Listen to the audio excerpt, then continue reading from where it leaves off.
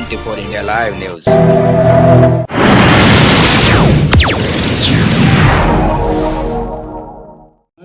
नमस्कार, आपला सर्वांच्या 24 इंडिया लाईव्ह न्यूज मध्ये स्वागत आहे। बघा आजची खास खबर आणि शेवटपर्यंत बघा।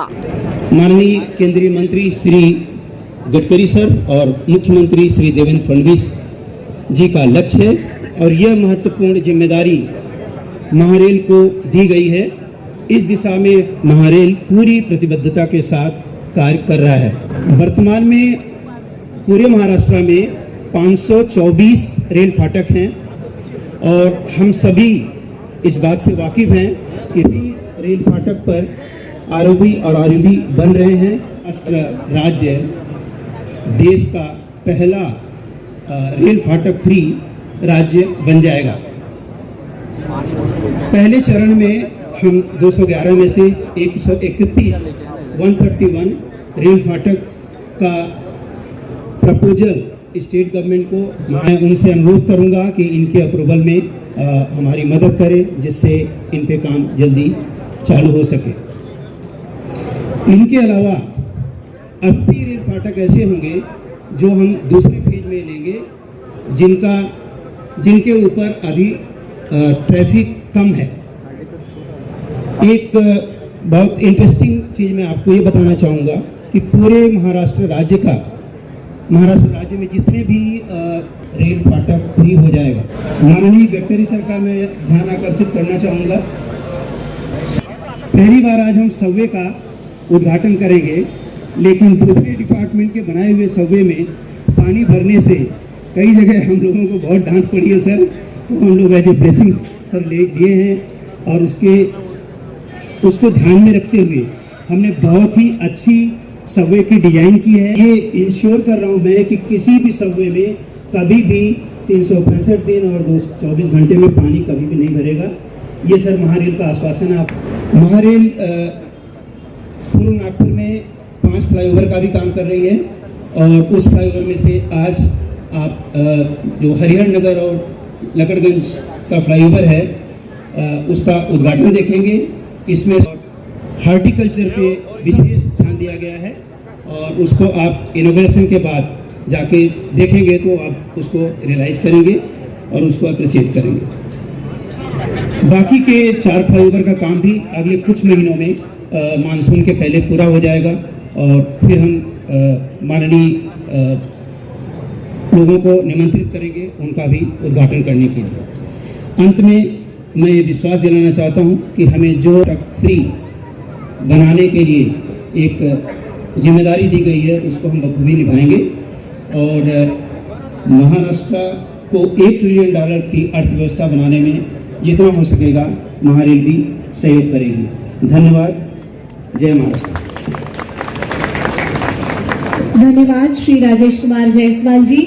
आणि आता आपण या लोकार्पण सोहळ्याला माननीय नामदार नितीनजी गडकरी आणि सर्व मान्यवर त्यांच्या समोर ठेवलेल्या रिमोटद्वारे एकेका प्रकल्पाचे उद्घाटन करतील आणि आपण थेट प्रोजेक्ट साइट्सवर सुद्धा जाणार आहोत।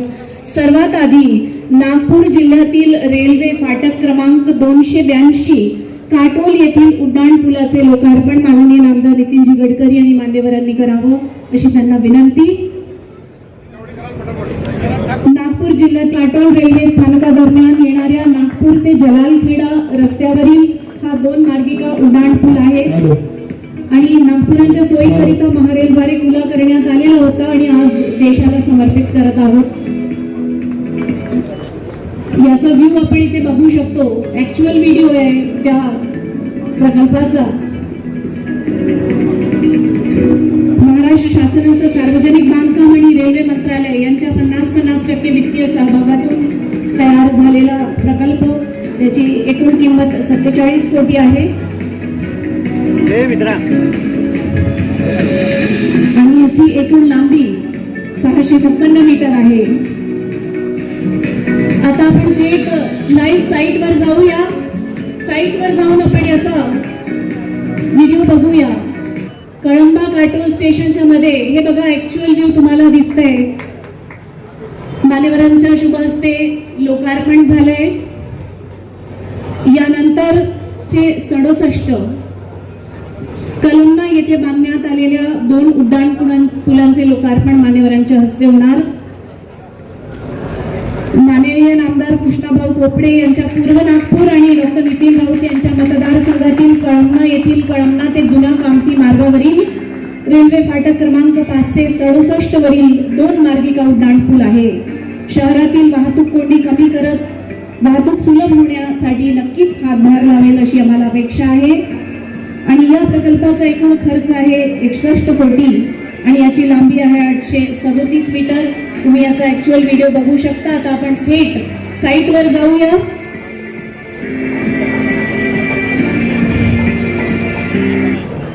थेट साईटवर तुम्ही बघू शकता. जशा प्रकारे व्हिडिओ तसंच थेट साईटवर आपल्याला व्ह्यू दिसतंय. महारेलच्या निर्माणाचं वैशिष्ट्य आहे की उत्कृष्ट दर्जाचं बांधकाम आणि त्याच्यासोबतच सौंदर्य. आणि याची लांबी 513 मीटर आहे. तो व्हिडिओ बघू शकता. त्यानंतर आपण थेट साईटवर जाऊया. रेल्वे फाटक महाविका मतदारसंघातील आहे. चंद्रपूर जिल्ह्याच्या सर्व नागरिकांचे अभिनंदन. त्यानंतर चंद्रपूर शहरातील बाबूपेठ येथील रेल्वे फाटक क्रमांक 43A वरील भुयारी मार्गाचे लोकार्पण मान्यवरांच्या शुभ हस्ते होणार आहे. रेल्वे फाटक 43A भुयारी मार्गाची लांबी 230 मीटर आहे. आणि भुयारी मार्गाचं वैशिष्ट्य असं आहे की जसं आता सर म्हणत होते की पावसाळ्यात सबवे परिसरात पाणी साचून टिकून राहणार आणि प्रवाशांना सुरक्षित आणि अखंड सुविधा उपलब्ध होईल. आता आपण थेट साईटवर जाऊया आणि तिथला व्ह्यू बघूया. इथे थेट साईटवर आणि जसं त्यांच्या भाषणामध्ये सांगितलं की कुठलीही पाणी जिराण रेल्वे फाटक S3 मध्ये बांधण्यात आलेल्या नवीन भुयारी मार्गाचे लोकार्पण आमदार रविभाऊ राणा. त्यानंतर धामणगाव येथील रेल्वे फाटक 74 वरील भुयारी मार्गाचे लोकार्पण मान्यवरांच्या शुभ हस्ते करण्यात यावे अशी विनंती. 35 कोटी आहे. बडनेरा 24 करोड आणि धामणगाव 9 करोड. आणि या भुयारी मार्गामध्ये सुद्धा जलरोधक तंत्रज्ञानाचा अवलंब करण्यात आलेला आहे. यानंतर परभणी शहरातील युनिव्हर्सिटी रोड येथील रेल्वे फाटक क्रमांक 122 वरील परभणी ते पिंगळी रोड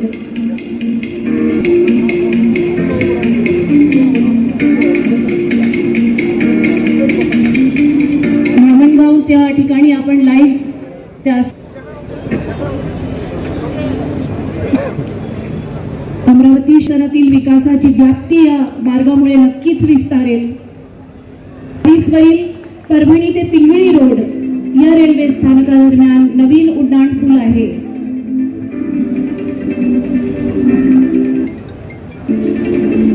याचा व्ह्यू आपण बघू शकता आणि रात्री दोन्ही व्ह्यूज. टोटल 45 कोटीचा खर्च या प्रकल्पाचा आहे. 2 लेन रोड आणि आर्क्स जे तुम्ही बघता ते रात्री LED. भारत माता की वंदे वंदे.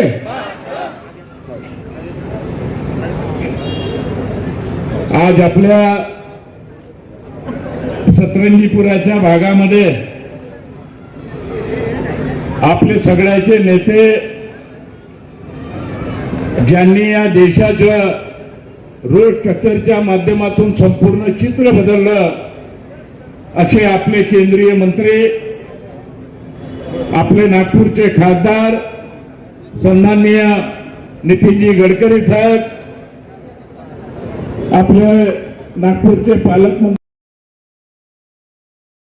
आपल्या या आज लकडगंज आणि कळमना ओव्हरब्रिज याच्यासोबतच आज महाराष्ट्राचे अनेक ओव्हरब्रिज, अंडरब्रिज, रस्त्याच्या व अनेक प्रोजेक्ट कामाचं विधिवत रूपाने भूमिपूजन आणि उद्घाटन आज आमचे केंद्रीय मंत्री नितीनजी गडकरी, सार्वजनिक बांधकाम मंत्री भोसले साहेब आणि नागपूर जिल्ह्याचे पालकमंत्री बावनकुळे साहेबांच्या शुभ हस्ते आज सतरंजीपुरा चौकामध्ये संपन्न झाला.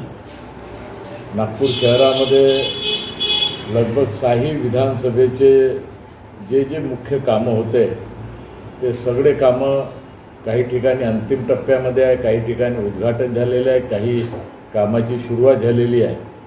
आणि नागपूर शहराच्या संपूर्ण क्षेत्राच्या आज फार मोठ्या प्रमाणात डेव्हलपमेंटच्या कामाची आज सुरुवात झालेली आहे. काही कंप्लीट झालेले कामं या ठिकाणी जनतेला समर्पित करण्यात आलेलं आहे. आणि म्हणून आमच्या या लकडगंज ओव्हरब्रिज असेल किंवा कळमना ओव्हरब्रिज असेल, हा इतका महत्त्वपूर्ण ओव्हरब्रिज आहे का महारेल कंपनीद्वारे टाईमच्या आतमध्ये या ब्रिजचं निर्माण त्यांनी केलं. आणि लकडगंज ओव्हरब्रिज हा नागपूर शहरातला बहुतेक एकमेव ओव्हरब्रिज असेल ज्या ओव्हरब्रिजचे दुलहनची तरह त्यांनी सजवलं आहे. लायटिंग फार मोठ्या प्रमाणात त्याची केली आहे. लोक रोज रात्री आता सेल्फी घेऊन जातात. अशा प्रकारचे स्पॉट ओव्हरब्रिजच्या माध्यमातून त्यांनी या ठिकाणी कामं झालेले आहे. आणि म्हणून महाराष्ट्राचे मुख्यमंत्र्यांनी बी ऑनलाईनद्वारा त्या सगळ्या ब्रिजच्या कामाचं उद्घाटन त्यांनी केलं. त्यांनी कामाचे सगळे निरीक्षण करून त्यांनी आपले विचार त्या ठिकाणी मांडले. आणि म्हणून एक चांगला प्रोग्राम आमच्या या सतरंजीपुऱ्यामध्ये झालेला आहे. मी सगळ्याचे मनापासून आभार मानतो. धन्यवाद. सर, किती फायदा या पुलाचा, उड्डाण पुलाचा झालेला आहे आणि ट्रॅफिक प्रथम जाम होत होता, आता होणार नाही आहे? मध्ये अंदाजे 10 ओव्हरब्रिजचे काम सुरू आहे. त्यामध्ये पारडी ओव्हरब्रिजचं आम्ही मागेच उद्घाटन केलं. तेही सुरू झालं आहे, जनतेला समर्पित केलं आहे. लकडगंजच्या आज झालं, कळमण्याच्या आज झालं. जे ट्रॅफिकची जे प्रॉब्लेम राहत होती, लोकाले घंटोंशे कुठंतरी ट्रॅफिकमध्ये अडकायचं, अनेक प्रकारच्या अडचणी होत होत्या. आणि आज या उड्डाणपुलाच्या माध्यमातून 5 मिनिटामध्ये माणूस इकडच्या तिकडे ग्रामीणमध्ये निघून जाते. 5 मिनिटामध्ये ओव्हरब्रिजवरून माणूस कळमण्याला जाते, रिंग रोडच्या पलीकडे निघून जाते. आणि त्यामुळे ट्रॅफिकला फार मोठ्या प्रमाणात ट्रॅफिकची जी समस्या होती याच्यातून जनतेला फार मोठ्या प्रमाणात राहत आहे, या ब्रिजच्या माध्यमातून मिळत आहे. लगभग 8 ब्रिज आपण मागच्या वेळेस मंजूर केले होते. आणि त्यापैकी रेशीमबाग टू नंदनवन केडीकी कॉलेजपर्यंत, टेलिफोन चौक टू भांडे प्लॅटपर्यंत, वर्धमान नगर टू निर्मल नगरीपर्यंत, गंगा जमुना टू उपवारी रेल्वे स्टेशनपर्यंत, आणि हा एक लकडगंज ब्रिज, असे 7-8 ब्रिजच्या या कामाची, सगळ्याच कामाची सुरुवात झाली आहे. परंतु काही ठिकाणी काही अडचणी येतात, काही प्रॉब्लेम येतात. त्याच्यामुळे थोडंफार मागं पुढं हे कामं होते. परंतु महारेल कंपनी, ज्या कंपनीला हे काम दिलं आहे, त्यांनी सगळीच कामं आता वेळेच्या आतमध्ये, जसं लकडगंज ओव्हरब्रिज वेळेच्या आत झालं, कळमना ओव्हरब्रिज वेळेच्या आतमध्ये तयार झालं. आणि या ब्रिजची बी तारीख बहुतेक या 3-4 महिन्यामध्ये हे आपल्या पूर्व नागपूरचे सगळेच ओव्हरब्रिज कंप्लीट होतील आणि लोकांना ट्रॅफिकच्या दृष्टिकोनातून मदत. ही होती आजची खास खबर. बघत राहा 24 इंडिया लाईव्ह न्यूज. शेअर करा, सबस्क्राईब करा, लाईक करा, चॅनलला मदत करा, कॉमेंट करा. धन्यवाद.